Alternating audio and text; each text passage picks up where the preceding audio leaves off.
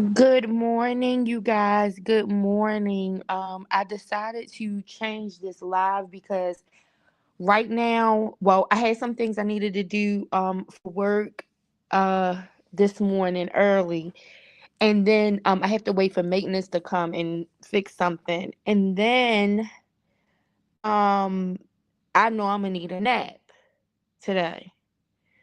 I know I am not gonna make it through today without a nap. So for my lunchtime, more than likely, I will need to take a nap. And so I wanted to come talk to you guys and do morning minutes instead of lunchtime live because I wanted to discuss a few things with you guys today that I have been looking into and kind of digging rabbit holes down, right? Um, so I am still dealing with this stupid kidney stone.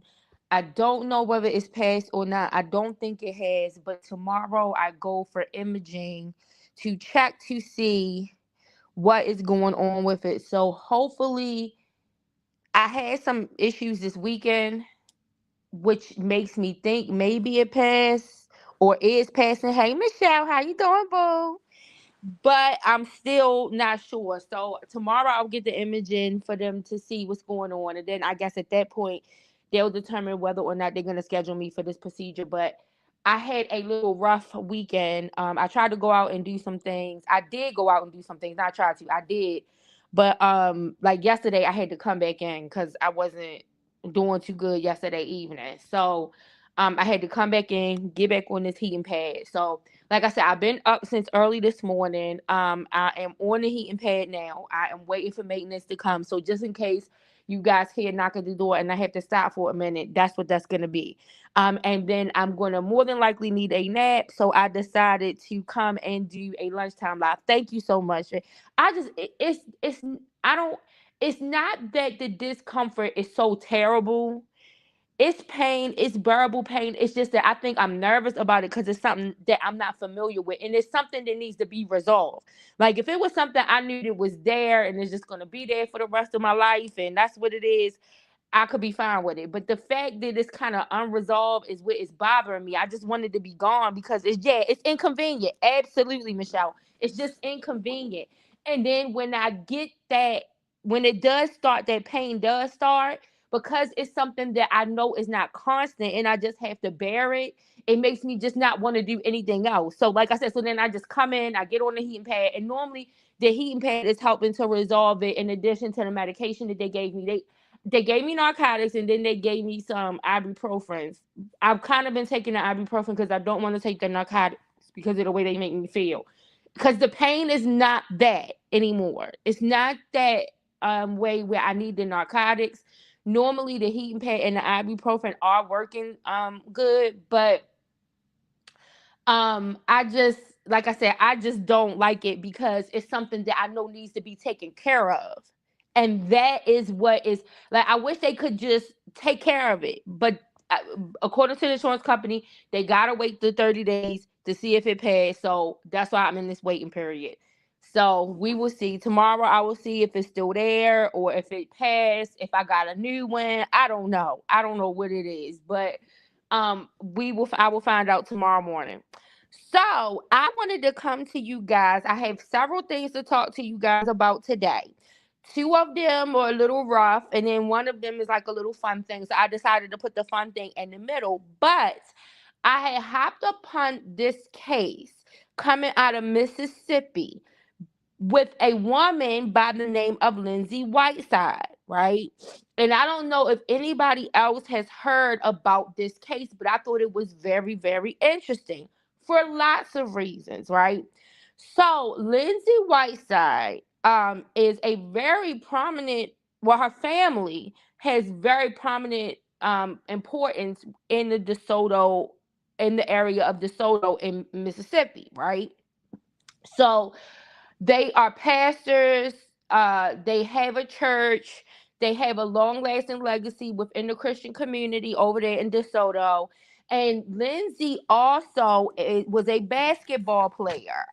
She played basketball for Lipscomb University, girls basketball, and she's been on CNN. she's made like a name for herself. She's done some commentating with CNN, in addition to the fact that CNN would highlight her when she was playing basketball. But she also, wait a minute, I'm trying to see something really quick. Yeah, it she also she did commentating. She was a girls basketball player. She was highlighted a lot by sports networks while she was doing that, and then she became a basketball coach, an assistant basketball coach for DeSoto High School. So in addition to her parents being very prominent within the Christian community, therefore prominent within that community, because over there in DeSoto, it's a heavy Christian population. And a lot of times, those individuals who run that circuit kind of run the town, right? And so she knows a lot of people. Her family has a lot of influence. It's a lot of legacy over there in DeSoto, in Mississippi. And so she graduated from North Point Christian School. She went on first to go to Rhodes College for 2 years, and then she went to Lipscomb University and played girls basketball there. That's where she finished her career. She left there. After she left there, she became the high school assistant coach at DeSoto High School, and she also became the student outreach coordinator at her dad's church, Get Well Church in Hernando, Mississippi. Right. Well, in 2024, in November of 2024, Lindsey Whiteside was arrested. She was arrested for assaulting a 14-year-old. Essaying a 14-year-old.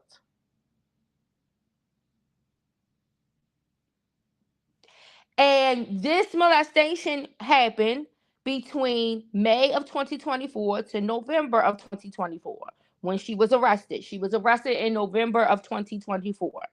At the time, her victim was a 14-year-old girl. The victim is not disclosed because it is a child. But her family has been very vocal.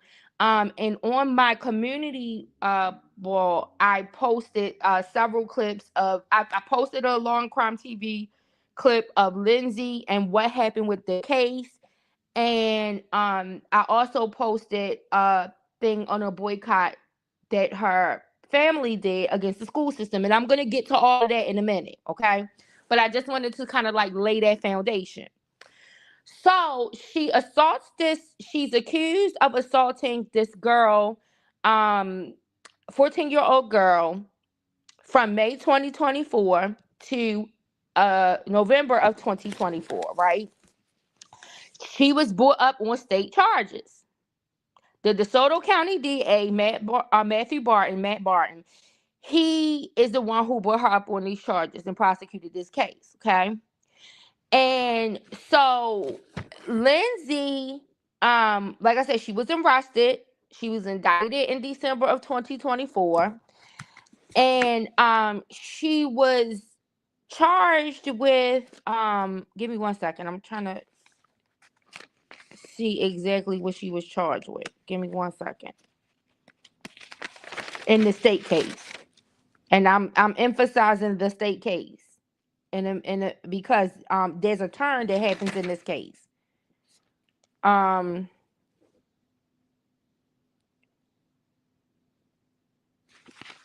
a minute, maybe I didn't put it on here.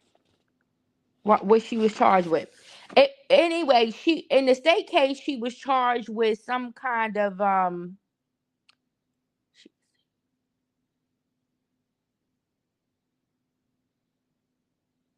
I must not have documented what she was charged at with the state case. But it was some type of felony sexual assault that she was charged with in the state case, right? And so, and like I said, I'm putting emphasis on this because this case takes a very interesting turn, right? So she was charged with some type of child sexual assault, and she ends up pleading guilty. She pleads guilty to the charges. And when Lindsey is getting sentenced, she has overwhelming support because she has like over 50 individuals who wrote letters on her behalf in order to be considered at the time of her sentencing, right? And some of these individuals who sent these letters in, they were members of the DeSoto County school system. They were teachers, administrators, all types of people who came forward and wrote these letters on her behalf in order for the judge to consider a reduction of sentencing, lightening her sentencing, whatever, right? And so, as a result, when she was sentenced, she pled guilty in October of 2025, and the judge sentenced her to no jail time.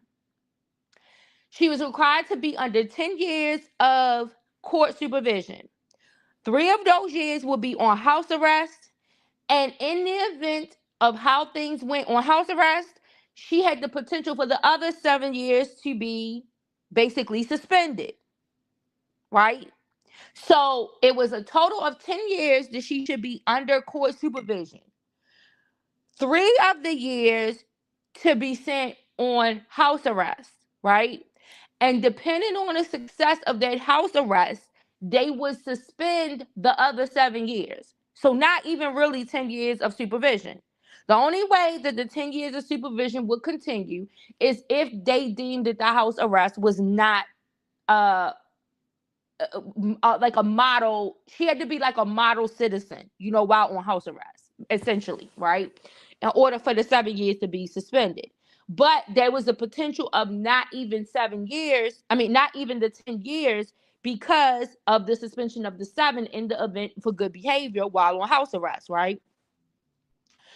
Well, this made Matt Barton, the county DA, and a lot of the citizens of DeSoto pissed off. This left them pissed off, right? Because they felt like this judge was not taking it serious. And they felt like that this judge was not taking it serious because of his ties to this family and because of the standing of this family in the community, right? So Matt Barton wasn't stopping there. If you look at the press conference that I posted, well, it's more than the press conference, but a portion of his press conference is paid on the law and crime clip that I posted, right? He makes it very clear that he's not stopping here. Very light, very light. But Michelle, because her family had connections. It is, hey, Tiz, hey, boo. um Her family had connections with in the community. Tears, I'm talking about this woman, Lindsey Whiteside. I posted a clip of her on my community wall. She is a woman out of DeSoto County, Mississippi, with very prominent family, very prominent within the Christian community, very much influenced and within the political system as well as social network. And she was accused of sexually assaulting a 14-year-old girl.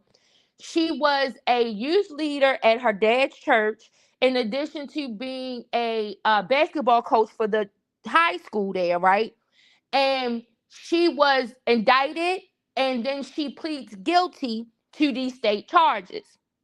The judge who sentenced her had connections with her family.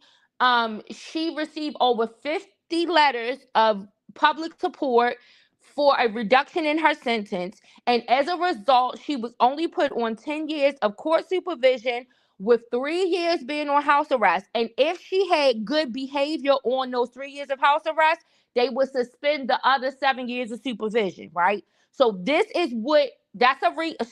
brief recap of what she was sentenced to in the state case, right? Well, Matthew Barton, who is the DA in DeSoto County, was not okay with this shit. He was pissed off. If you go watch the law and crime clip that I put onto my community wall, you will hear how pissed off he is. And they only had one victim. No other victim has come forward as of yet, right? Only one victim. But he was pissed off because he's pissed off at saying that this sends a terrible message to people who commit crimes against children, right? And so he was pissed. The community was pissed. Yeah, it's not okay at all, right? The community was pissed off, right? And so some of the individuals who wrote letters on the behalf of Lindsey were members of the school board. Because remember, I told you she was the assistant girls basketball coach for the high school, the DeSoto County High School. So she she got letters from teachers, from principals, administrators, all types of people wrote her these letters, right? Well, in addition to Matthew Barton being pissed, like I said, the community was pissed. And a lot of the community started to pull their children out of the school. They did a boycott. And they were like, we're not sending our kids to school with people who would support a predator, who would send letters of recommendation in to support this predator, right? And so they did a boycott, and it required, what ended up happening was some of the individuals who worked at the school system ended up retracting their letters. Whether they was telling the truth or not, they stated that she was not forthright in explaining to them what she was being found guilty of, what she was admitting guilt to, right? And so some of them came back to retract their letters that they had sent in for her. The DA, Matt Barton, he requested a resentencing for the judge to reconsider his sentencing as a result of this mishap, of the deceptiveness in which these individuals who wrote these letters of recommendation said that the defendant had when she asked them to write these letters on her behalf. They said that they did not know that this is what she was pleading guilty to, that she had told them something much lighter, and that when they did not find out until after the sentencing what she actually was admitting to, right? They knew what they wrote. I agree, Michelle. I believe so too. But it was the community pressure that caused them, and they went back before the judge to say this in front of the judge under oath, that they did not know, right? We did not know that this is what she was pleading guilty to. We did not know that she was admitting to this when we wrote this letter. We want to retract our statements, right? And the DeSoto County DA, Matt Barton, requested the judge reconsider the sentence. Well, the judge declined to do so. So as a result, Matthew Barton did not stop there. He went further. And Matthew Barton recommended the case to the federal government. Okay? They recommended this case to the federal government. And the federal government took a look at this case, and what the federal government found is that this woman had done something more that could allow her to be charged with a federal crime. Because this woman did not just abuse this girl, 14-year-old, in DeSoto County in Mississippi, but she had transported this girl across state lines to Tennessee and Georgia. So Matthew Barton recommended this to federal prosecutors, and the federal prosecutors picked up the case. And in December, so remember I told you she was found guilty, she pled guilty in October of 2025. Well, in December of 2025, I actually think she was arrested again in November. So almost a whole year after the initial arrest on the state case, right? She was arrested in November of 2025 on a federal indictment. And the charges in the federal indictment were for transporting a minor across state lines for the purposes of sex, and that she used coercion. And she got federal charges. So wait a minute, this gets better. It gets better. It don't stop there. She gets picked up. The judge in the federal case sets a bond. She goes home. One victim, one 14-year-old girl. Nobody else yet has come forward and said anything. Well, the community finds out that the house that she is sent to, because there's bond conditions, and as a result of her being guilty on the state case, right, there is certain proximities that she cannot be in when it comes to children because she has to be registered as a sex offender. So the community found out that there was one address, I guess, that she was staying at and the court had on file. Well, um, the community found out she wasn't staying at that address. And they also found out that there was an attempt to try to get another address because the address that she was staying at that she did not notify the court about um was not within the guidelines that it needed to be to meet the requirements of the court, right? So her parents were trying to secure another location, or her mom, because I believe her dad has passed away. But her mom was trying to secure another location in order to fall within the guidelines of the court, but they had not done so yet. So they took it back to court and asked for the bond to be revoked because they wanted her back in custody. They felt like she was a threat to the community. She was not in compliance with the conditions of the bond because she's staying somewhere that she has not reported to the court. And she has not secured a location that would fall within the criteria that is required by the court. And so they wanted the bond to be revoked. And they argued this before the judge in December of 2025, right? So they go and argue this before the judge. They want this revocation of the bond. And her defense team decides to offer up a defense strategy by saying that, in defense of her, that this relationship, she's not a threat to the community because this relationship was consensual. So she is no threat to the community. And she's pled guilty to the state charges.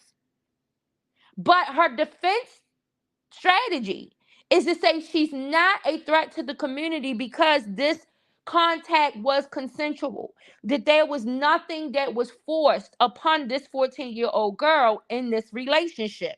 And they characterize it as a relationship, right?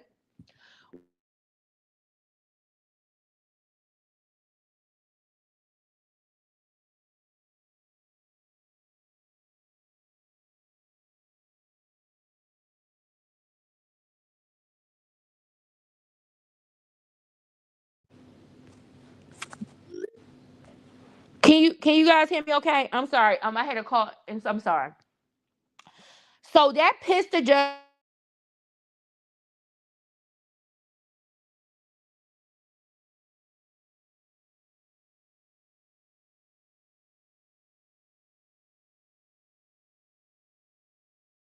Hello, can you guys hear me okay? Hopefully you guys, Michelle, let me know if you guys can hear me. Cause my phone was ringing. I hope this didn't mess up my stream. Um, if anybody is there, can you let me? Okay, y'all can hear me. Okay, thank you.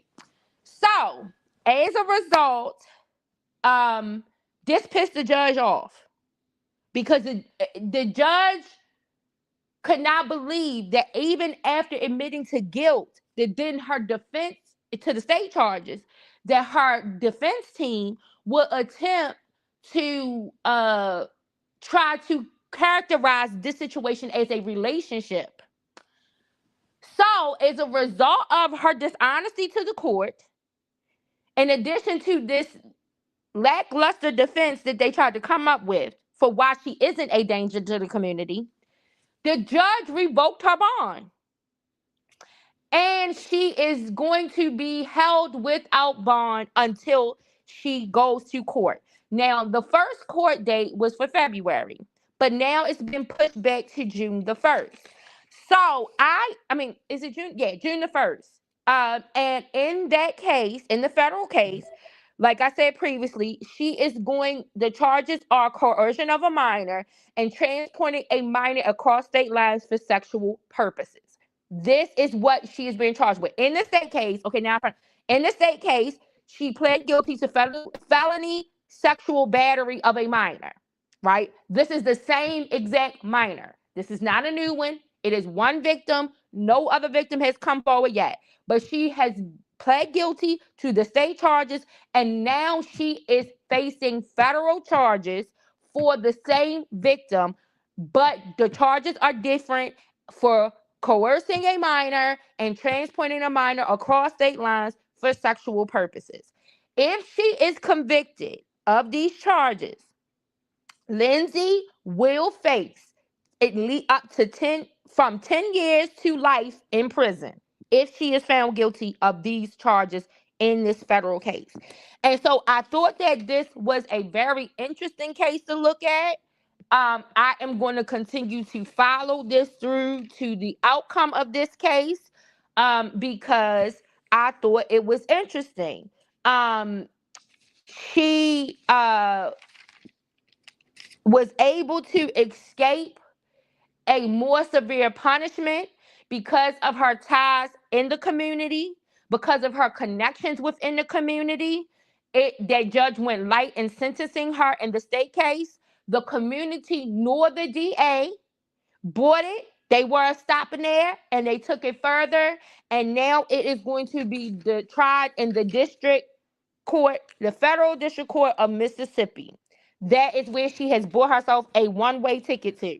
Okay. And so we are going to continue to monitor this case, to see the outcome of this case, to see if a jury will find her guilty of these federal charges. We are going to see if she's going to be found guilty. Will she plead guilty? But right now, she is being confined and held without bond in Mississippi because the judge revoked her bond for not reporting a proper address, and then for her being a danger to the community based on the defense that was put up by based on the defense that was put up by her defense attorneys, in saying that she was involved in a consensual relationship with this 14-year-old girl. You said my basketball coach was a lady dating one of the students at my high school, and it was never reported. Shaking my head, they let late. Exactly, Tears. And that's what I'm saying. Everybody needs to be held accountable. That's why I think this case is so interesting. And listen, I was trying to get an exact birth date on Lindsey, right? So I could find out exactly how old she is. It has to be that something is scrubbed from the internet to not give her exact birth date. But because I'm pretty sure if I look up the court documents, I can find it. But I just did like a general like Google. You cannot find it. And I find that odd because she was a basketball player that had been featured on ESPN multiple times. She did commentating on ESPN. She was at the time of her being arrested, I think they said she was 26 years old. So right now she's probably like 27, 28, somewhere in between that time. I mean, in between that age. But I could not find an exact birth date on her from a basic Google search. And I feel like you should have been able to find a birth date on her because she was a basketball player that was featured by ESPN. She played for Lipscomb University. She was a pretty well-known college girl basketball player, right? So I found it weird that you couldn't find a birth date on her. And for as many people who like on the other side of these offenders who say that the internet scrub stuff, we can see how power and influence can try to scrub something away to give some obscurity to certain things in the favor in the other direction. Like I don't understand why you through a basic search you cannot find a birth date on this woman because like I said, she was a pretty prominent college basketball player.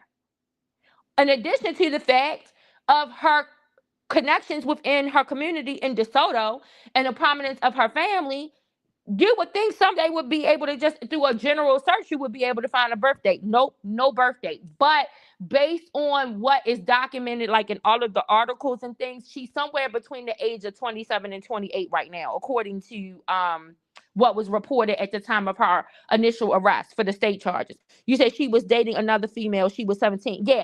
And the thing is that some of the legal analysts that were reviewing this case were saying that regardless, even if they felt within statutory guidelines in these relationships that they're having because of their power, influence, and position, because there are laws against that. That is what would make it a crime. Because some of the other cases that I posted with these white women who and I'm not implying that white women are the only women who commit these kind of crimes. I featured that to show there are people being arrested for this. And the people who other people want to say are not, right? And I think that because society caters to white women's tears and white women easily can get off for certain crimes that they commit or certain things that they do because all they have to do is cry and then they get off. The fact that communities are now taking serious and arresting these women, I felt is something worth highlighting, right? It is worth highlighting that white women are being arrested for crimes against children. I think that speaks volumes as to try to dispel some of the other theories out here that people are not being arrested for this, right? But I wanted to highlight this case because this community is taking this serious to the point where they pulled their children out of school and boycotted the school because of the letters of recommendation in support of Lindsey that were sent to the court to help her get a reduced sentence. They boycotted the school. And the DA of DeSoto County went further and would not stop at what the judge determined. He saw the injustice in the judge's sentencing in this case and saw that it was not fair to the victim in this case, that it favored the defendant in this case. And so because of that, he was able to use his office in order to recommend it to a higher court and charges that could be have this defendant in a worse legal situation than she was initially in. If the judge had just done his job the first goddamn time, right? This is what this DA in DeSoto County did in order to get justice for his victim. Because in the press conference, you hear Barton say, this victim was courageous enough to come forward and speak about what happened to her, and what he didn't want to be lost was that another victim that hasn't come forward would see this and won't come forward because they feel like nothing will happen. And I don't think that a lot of times people pay attention to that when they're trying to evaluate why someone doesn't come forward. People don't come forward because of shit like this. When a person with strong community ties and power within the community gets accused of something and even pleads guilty to it and then doesn't get sentenced appropriately according to the crime, this deters other people from coming forward. And so that plays a role and a part in why people don't want to go through the public humiliation of coming forward, knowing that nothing is going to happen. This district attorney was not going to accept that. Not for his victim who came forward and her family who came forward to tell what this individual who had power and prominence in their community did. He wasn't going for that. So he took it a step further. And now she is being reviewed by a federal court on more serious charges that could end up having her a life in prison sentence for what she has done. Now, will it go to that extent? I don't know. But we just have to wait and see what the outcome of this case is. I thought it was interesting, and I thought that it was something worth us following and looking at to see what happens with the outcome of this case. So now I want to talk about something a little more lighter, right? In conversation. And that is about Cardi B, right? So Cardi B, I think it was last week, like near the end of last week, had made a post, a social media post, and she said she finally sees the difference between DC and Baltimore, right? Now, everybody knows I'm from Baltimore, right? I say it all the time. I make distinctions though, and that's why I wanted to come and talk to you guys about her comments, because a lot of times I think when people have lived one place their whole entire life, um, they are they have a different opinion about that place, whether good or bad, right? It's just different. A person who has lived multiple places has a different appreciation for changing of scenery, different locations. And I am happen to be a person who has lived in multiple places in multiple states in my life, right? And so I have a different appreciation for my own city, county, right? Because a lot of people only judge Baltimore by looking at Baltimore City. Baltimore is much bigger than Baltimore City. Even within Baltimore City is much more diverse than what people think, right? But people have this limited idea of what Baltimore is because of Baltimore, what they hear on TV about crime, um, what they hear other places that are in proximity to Baltimore, what those people have to say, because even those people have a limited view, because a lot of times they don't understand how vast Baltimore is and how diverse it is and how spread out it is, right? um on my channel I have a video, I think, of where I took you through areas of Baltimore where there are country clubs, right? Where you can go to some of the most prominent high schools, private schools, right? um I'll go up to McDonough, but I'll and show McDonough school probably sometime this week if I can. But there are areas in Baltimore that people just don't believe are in Baltimore because all people look at is the home of the wire, right? That's all they look at, right?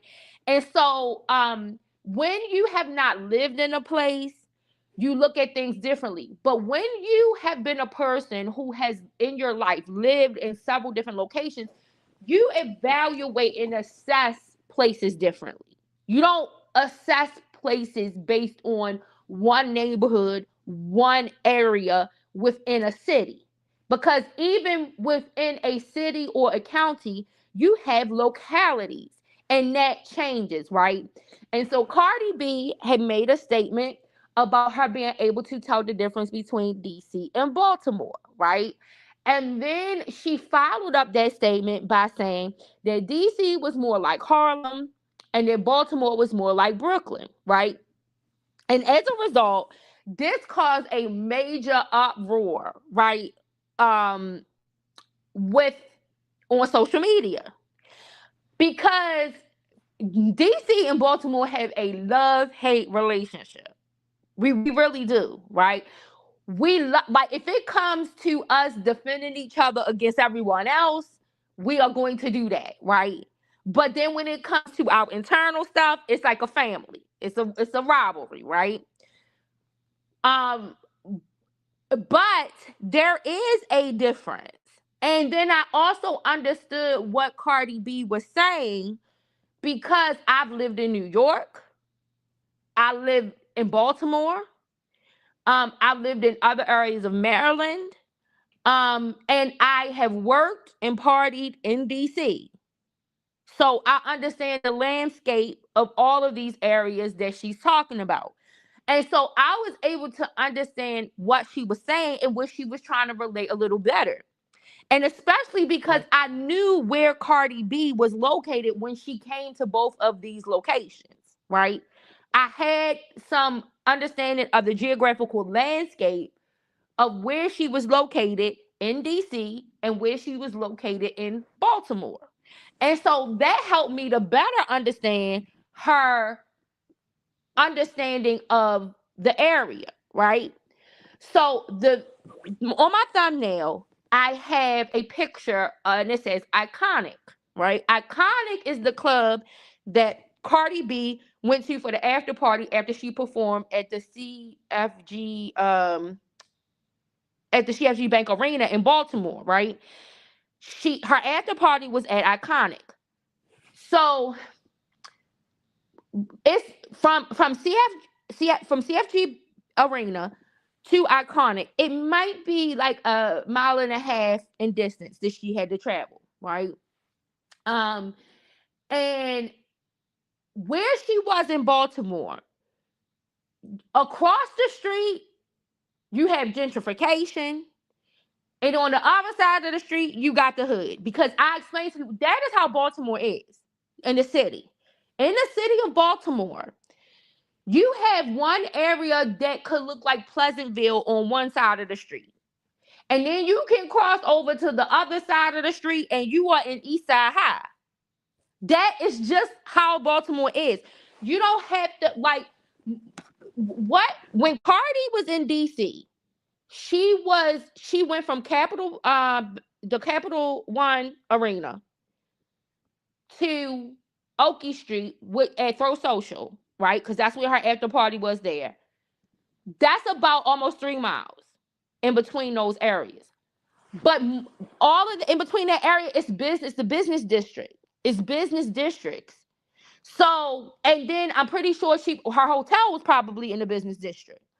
So she did not get to experience some of the neighborhood really from that travel. Now, I don't know how long she was there prior to that or what she went to go do when she left the after party or in between the after party from the arena to the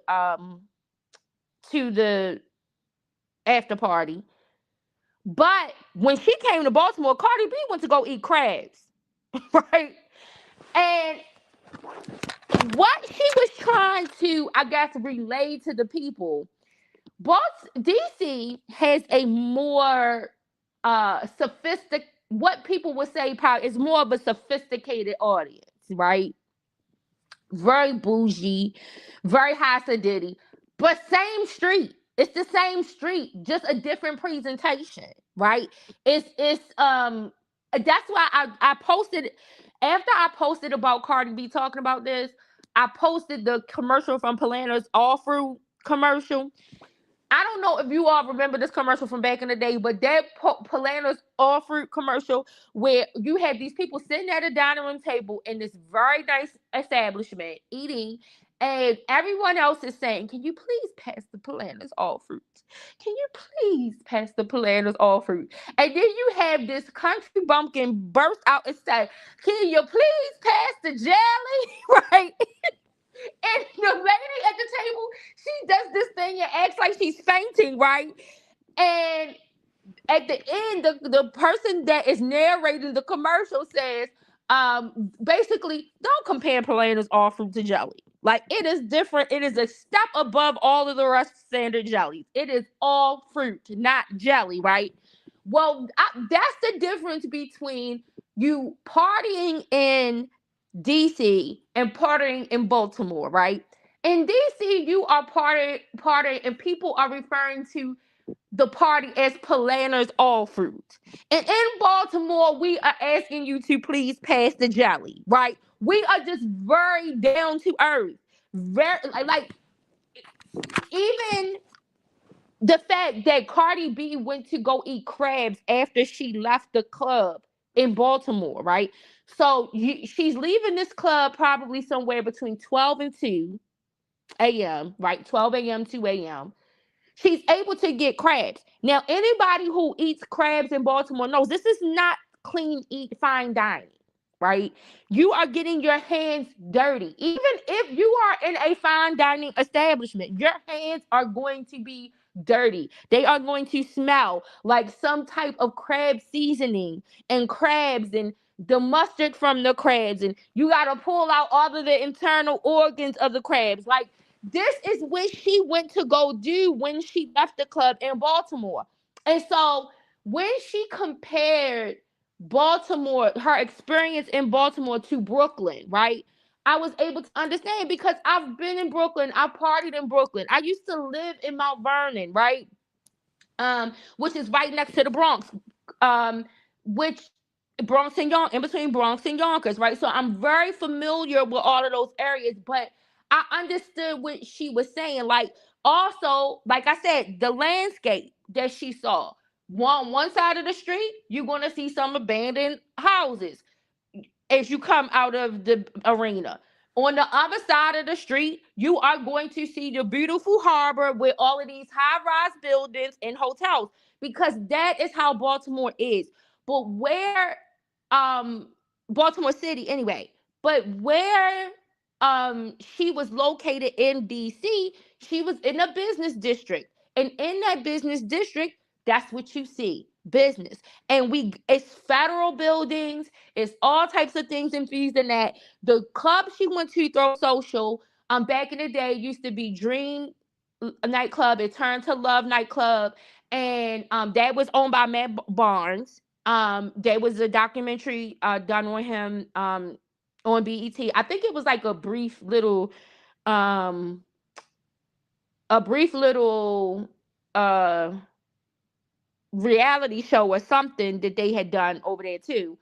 And so it's right when you come off of 295. 295 is the parkway that dumps you from downtown Baltimore to downtown DC, right? That's where it runs. That the parkway runs from downtown. It starts in downtown Baltimore and it ends in downtown DC. So the club that she went to was right off of 295, right at the parkway. So it was no neighborhoods for her to observe. There were no real neighborhoods for her to observe on her way. Capital One is located in Chinatown, right? But and that's why I said in my post, don't get it twisted. DC got them hitters. They had a mayor that smoked crack. Okay? They had a mayor that smoked crack. And then they re-elected that mayor after he did his jail time. Marion Barry. Okay? So DC is just as gutter as Baltimore. It's just different. In Baltimore, we got club music. In DC, they got go-go music. I hate go-go music. And to me, it sounds like somebody in a trance, like somebody is conjuring up some spirits or something. I can't go into no place when they playing that. When they play that part, it's be time for me to exit because I just don't feel comfortable. But I don't really like club music either. Um, if anybody who knows, Cardi B took the sample from Frank Ski. There's some hoes in this house in WAP, right? So that's a Baltimore thing. That came out of Baltimore. So she is not, it's not a diss to either one. It's saying in DC, I'm getting Polana's all fruit. But in Baltimore, I'm getting jelly. It's jelly. The Polana's all fruit is jelly. I mean, why do you gotta say all of that? You know what I'm saying? And that is the difference between DC and Baltimore, right? And so I understood exactly what she was saying. She related DC to being like Harlem. Harlem has been gentrified. Same kind of flair. Like I said, in Harlem, Polana's all fruit. In Brooklyn, can you pass the jolly? That's the difference, but it's the same thing, but just in a different presentation, in a different package.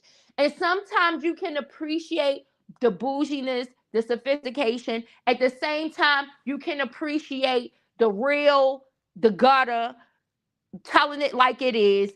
And Cardi B was getting beat up not just by DC and by Baltimore over her statements, but she was also getting beat up by New Yorkers because they didn't like the fact that she was comparing DC and Baltimore to these two areas either, because it's a whole rival with that.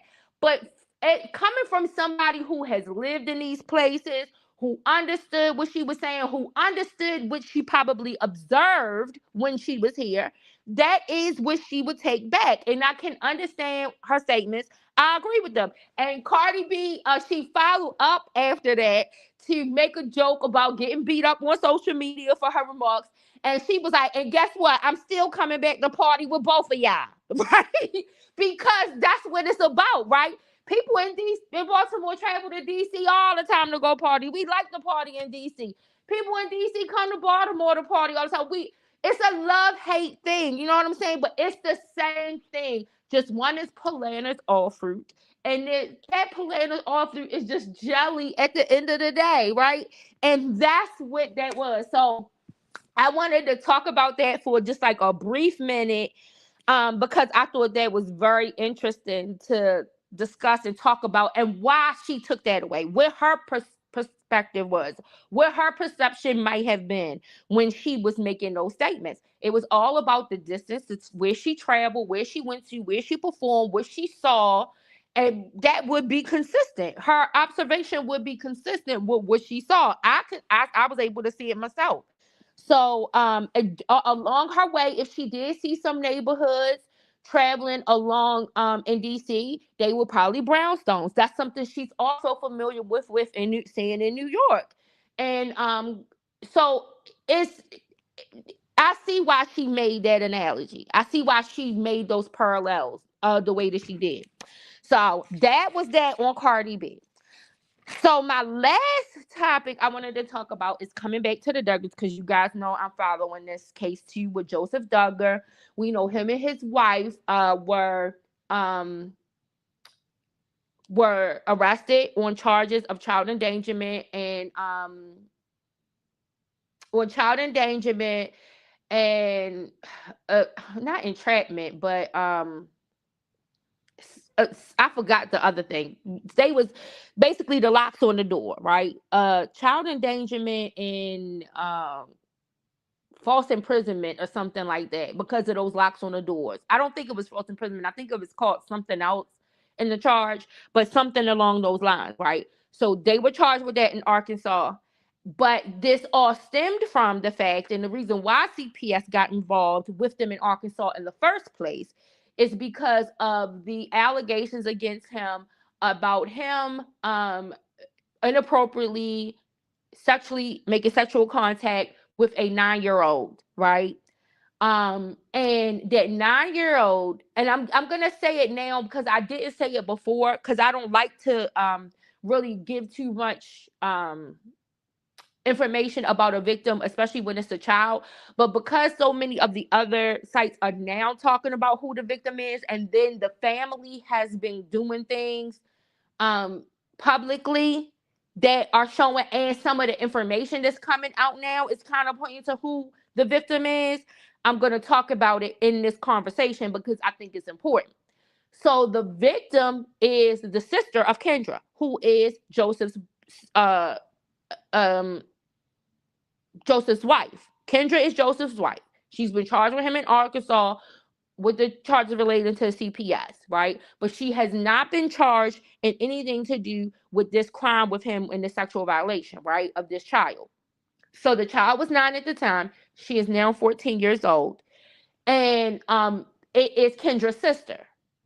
And as a result, there have been some calls released because so the connection between these two families, Kendra Duggar was the daughter of their Duggar's pastor. Before her and Joseph got married, this family, Kendra's family, was introduced to the show because her father was their pastor. And so as a result, the pastor was given a parsonage that they were allowed to stay in. And they were allowed to stay in this parsonage, which is where most of the time a pastor stays. You know, they are normally gifted by their congregants with a place to live. And so they were gifted with this place to live by the Duggars. And apparently this is a property that I guess Joseph owns, but because this family's financial connections are so intertwined with one another, I don't even know if Joseph really owns it or if Jim Bob, the dad, owns it, right? We don't know. The way that this family's finances they're finding out is all tangled up. It's a mess, right? So on some of the jail calls, they found out that the family is being asked to move out expeditiously and all of this other stuff, right? So that's a whole nother live at a whole nother time that I'll talk about once more details about that is given, because I don't want to make any assumptions. I don't think there's been enough information that has been put out in order to really determine what is the real reason why they're being put out. A lot of people are assuming they're being put out because of what is going on with this case, but but there was said that there was some type of financial trouble on behalf of the family prior to this case. But some of those people believe that the financial trouble came because of what the Duggars were doing, right? And how all of their finances are intertwined with one another, right? So until more of that information comes out, I don't want to really discuss that, but I am going to come back to discuss it once I'm able to like do some more research and look into what people have found out, right? So but I wanted to come talk about, because I've been reading Amy Duggar King.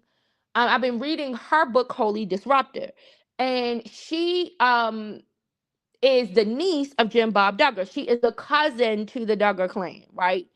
And she's the only niece of Jim Bob Duggar, who is the daughter of his only sister, right? And Amy spent lots of time in the Duggar household. She was on over 80 episodes of 19 Kids and Counting, which was their show on TLC. And so she wrote this book, Holy Disruptors. Um, Amy has done a lot of work and assisted a lot of the women who have come out of IBLP in trying to get out of this form of religious abuse because of their oppression due to this Christian fundamentalism, right? So she's been doing a lot in trying to help that part of the community. She receives a lot of backlash because of it. Okay. There are people who don't like her. There are people who don't agree with what the Duggars have set up, the family system that they have set up, but they still don't like Amy, right? And then you have those people who do like Amy. It is a mixed crowd. The people who don't like Amy are not all on the side of the Duggars. There are people who don't like Amy who, because they feel she's an opportunist and she's using and exploiting victims. This is what some of the people feel. They feel she's using and exploiting victims in order to advance her own agenda and make a name for herself, right?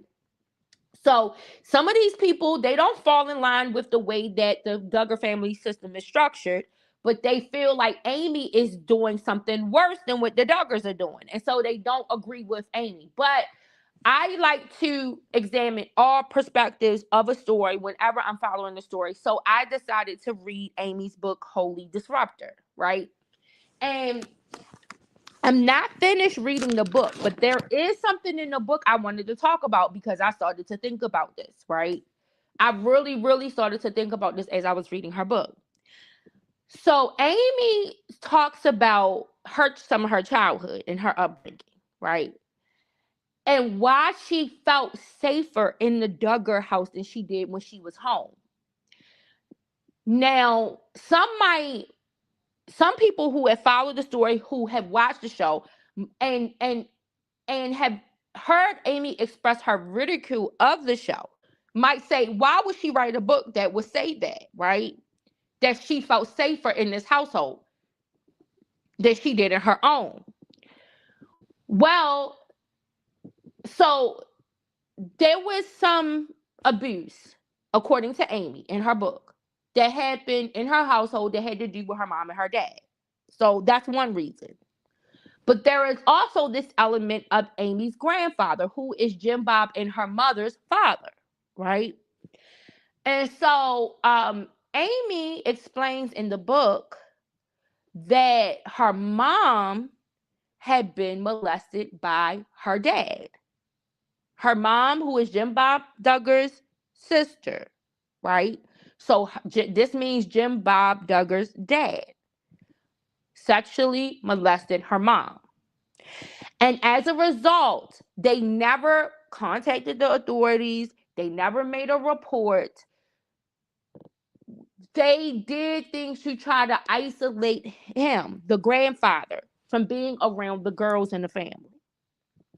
And so Amy was saying that her mom put in every strategy in order to make sure that Amy did not have any alone time with the grandfather, and the grandfather was living with them.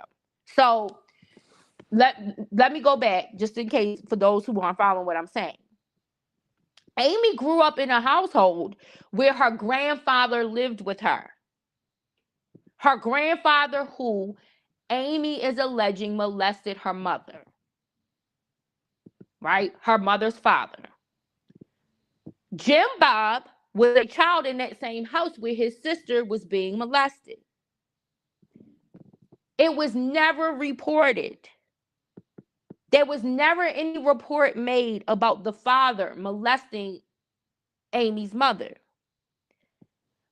They went on to allow the grandfather to have connections and interactions with all of the children, but they heavily monitored and censored his interactions with those children, and they placed a burden on those children to stay away from their own grandfather. It was their responsibility. It became their responsibility. And let me go back again, because maybe I'm not being very clear. It was emphasis placed on the girl children to stay away from the grandfather. Because Amy, and from what I'm reading in the book, and this is what I want to talk about, and why I came to talk about this is part of the Duggar update. Amy did not say that this same system was set up and put in place for the boys in the family. She said that her and her female cousins were given instructions on what they needed to do to stay away from grandpa. They did not know why. They just knew that this was their responsibility to do, right? And so this placed the burden on the children and then the women in the family to make sure that they were not, the same thing that happened to Amy's mother did not happen to any of the other girls in the family by grandpa, right? So like I said, they never called the police, never notified the authorities, never made any kind of complaint. They decided that the best way to deal with grandpa, who Amy is alleging was a predator by molesting his own daughter, right? Amy's mother is agreeing that this happened.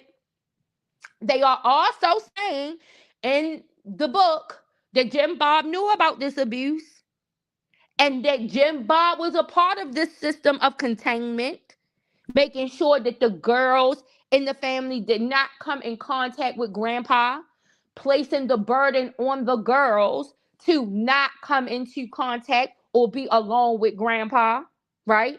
That it was their responsibility. They had to become the adult in the situation and make sure that they were staying away. And they did not even know why at the time they were having to do this. They did not find out until they became adults themselves. And listen, some of the Duggar children are very limited on what they discuss. The Duggar children are not going to discuss this piece of information because they are told to not even discuss it when it comes into their own immediate household, right? With their brothers, with their there's never been an accusation that Jim Bob has done something to one of those girls, right? But with their brothers, they were not even able to talk about it.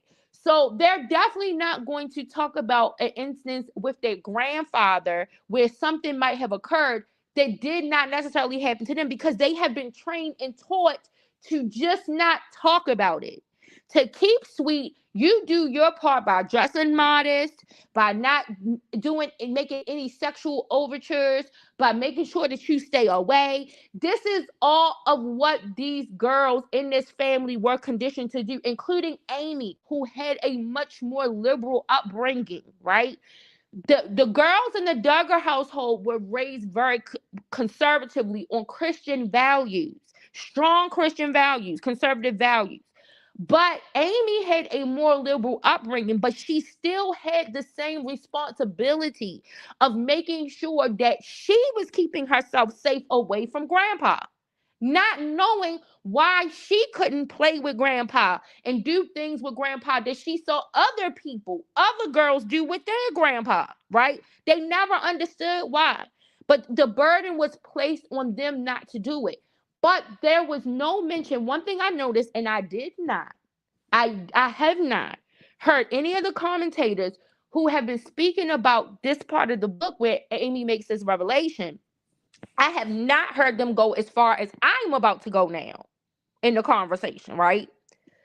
So while the emphasis was placed on these girls to stay away from grandpa, my question becomes, what did you say to the boys? What did you say to the boys? How much were the boys allowed to interact with grandpa? How much access did grandpa have to the boys? Why didn't the boys get the same talk about grandpa that the girls did? Why didn't the boys have the same level of responsibility to keep themselves safe away from grandpa?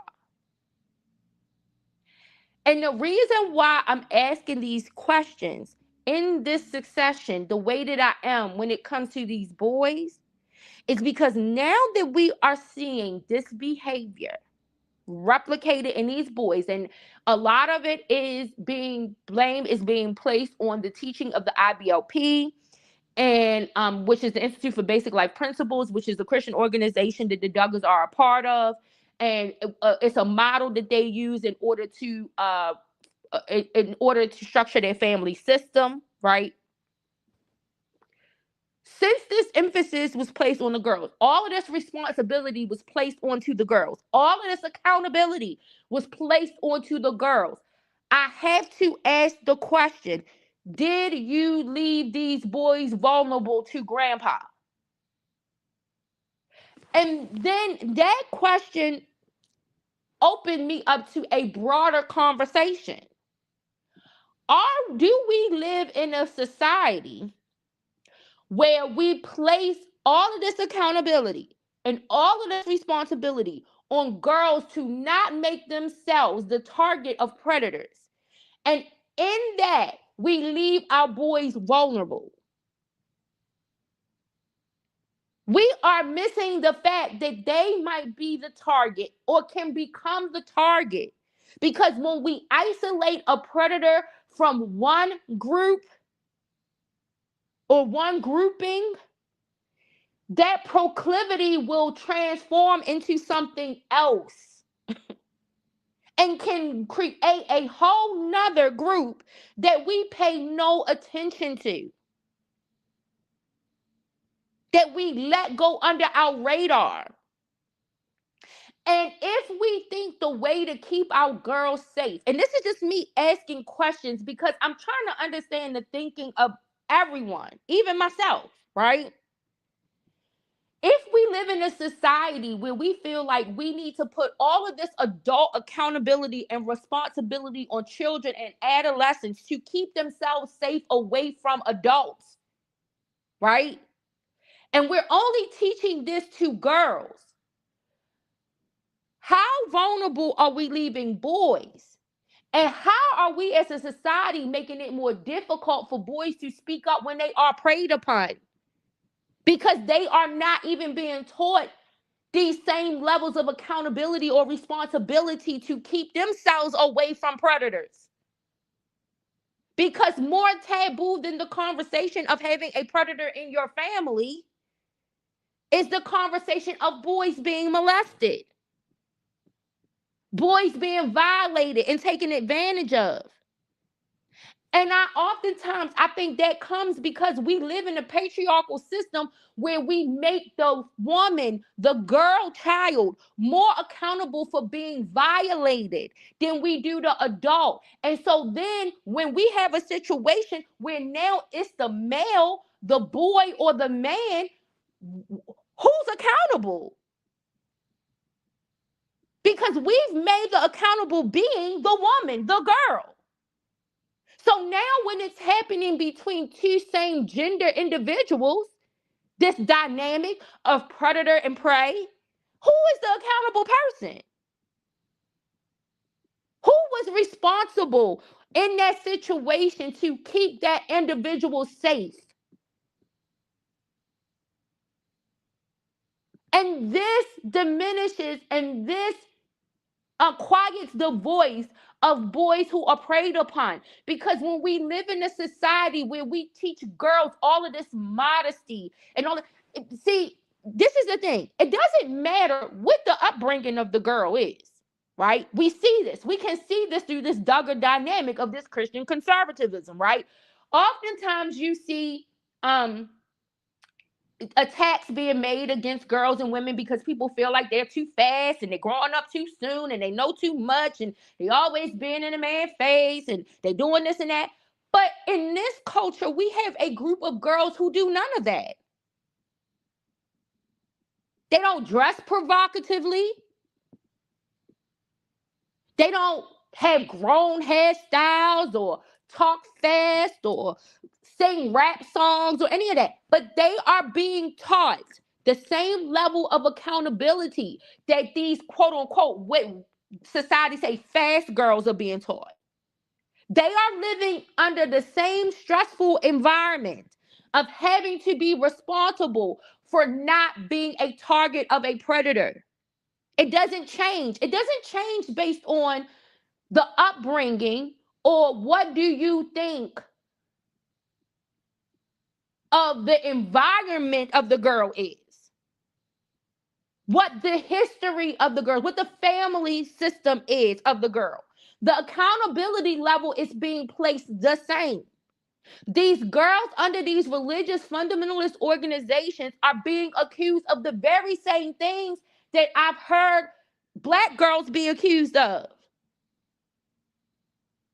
And they don't display any of the traits that I would be able to identify in what people are attributing to these girls, these Black girls in these situations.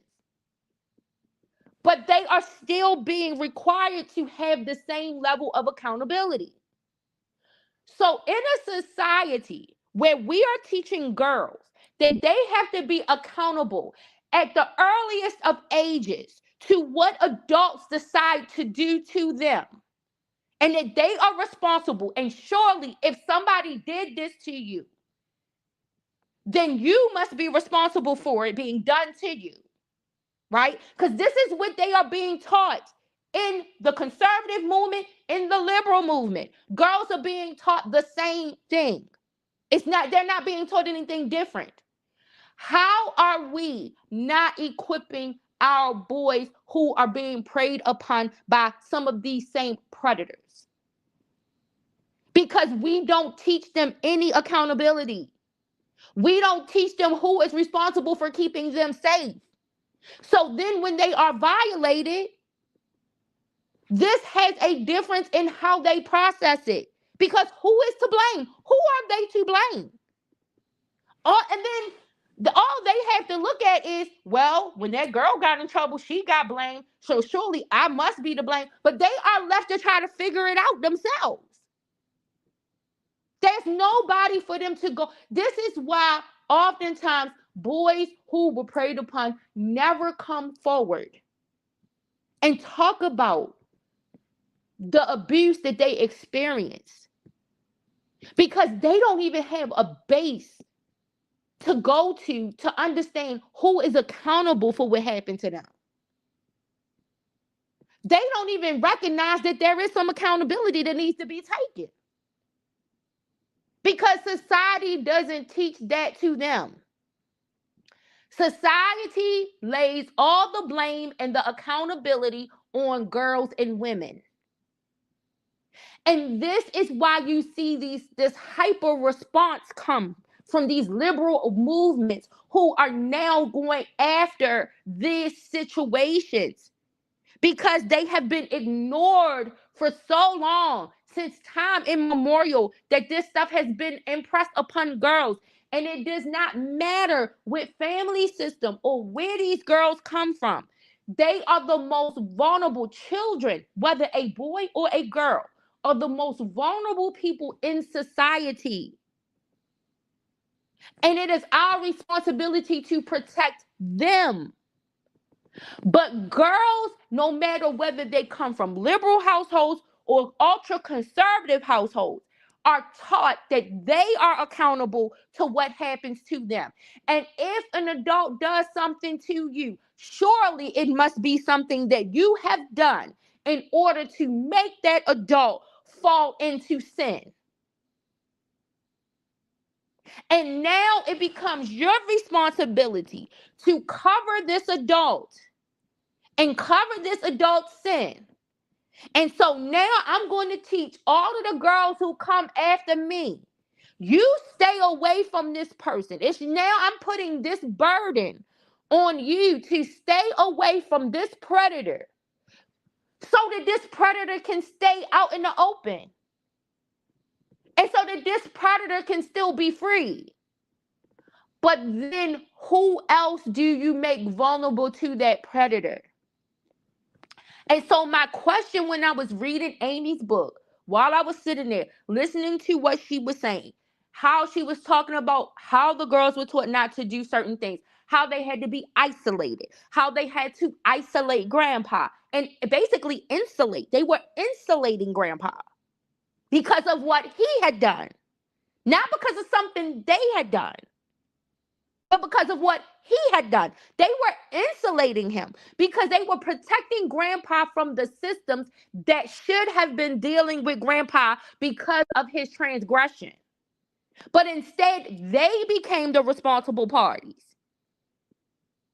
And as a result of them having to become so responsible to keep themselves safe, did you create another vulnerable grouping that did have access to grandpa? And as a result, is this why we are seeing some of these behaviors now become outward? We don't know. I'm not saying that grandpa did anything to these boys. I'm not saying. It's just a question. When grandpa no longer had access to the girls, but the boys were given the girls were given a scolding and a talking to, and were probably disciplined if they went across that barrier because of the fear of what grandpa could have possibly done. They became disciplined because of what grandpa had done. Did you leave your boy children vulnerable to grandpa? And that could translate in lots of ways. It doesn't have to be that there was an actual physical situation. But did grandpa's proximity to these children have some boy children, after being isolated from these girl children, had some kind of effect on these boy children that it leads them down this path now that we are seeing displayed outwardly, and now they are being prosecuted criminally? We probably and may never know, because the boy children weren't taught that anything was ever wrong in the first place. And now that they are in a situation where they are now being accused of crimes that fall in line of what grandpa was doing, now they have something different to protect. They may never come forward and say it, what happened really between them and grandpa.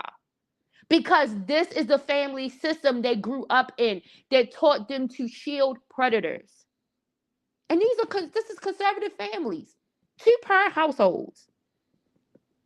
No TV watching, no ratchet music, no cell phones and computers or weird ideologies coming from the internet.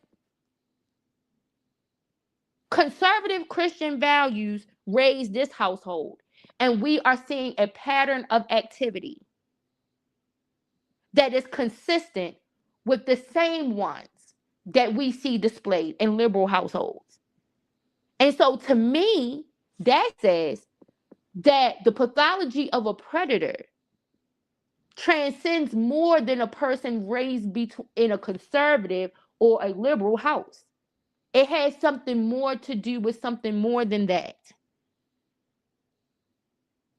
And on that note, I love you guys. Y'all have an amazing day. I will come back and talk to you guys. I'm not sure if it'll be tomorrow because I have my appointment tomorrow. But I will come back and talk to you guys as soon as I got something to talk about. It could be today. Who knows? I love y'all, and y'all enjoy the rest of y'all day and keep safe. Peace.